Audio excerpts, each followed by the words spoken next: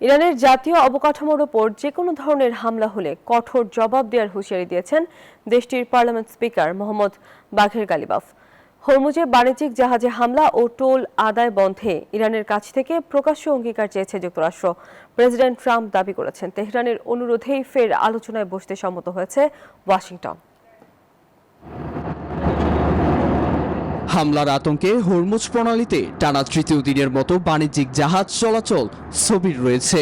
এরই মধ্যে যুক্তরাষ্ট্র সাফ জানিয়েছে, তেহরানকে প্রকাশ্যে হরমুজ প্রণালী সবার জন্য উন্মুক্তের অঙ্গীকার করতে হবে।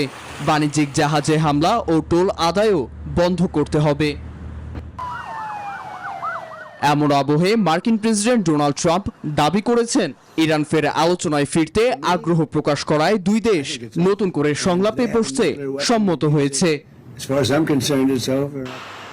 যদিও ট্রাম্পের এমন দাবি নাকচ করেছে তেহরান। দেশটির পার্লামেন্ট স্পিকার বাঘের গালিবাফ সাফ জানিয়েছেন, সর্বাত্মক প্রতিরক্ষার জন্য প্রস্তুত ইরান। আর নতুন করে হামলাকে আন্তর্জাতিক আইন লঙ্ঘনের শামিল বলে আখ্যা দিয়েছেন জাতিসংঘের ইরানি রাষ্ট্রদূত। হরমুজ প্রণালীতে নৌ চলাচল নিরাপদ রাখা ও প্রয়োজনীয় মাইন অপসারণের দায়িত্ব সম্পূর্ণভাবে ইরানের। কোনো বিদেশি শক্তি হস্তক্ষেপ করলে উত্তেজনা বাড়বে।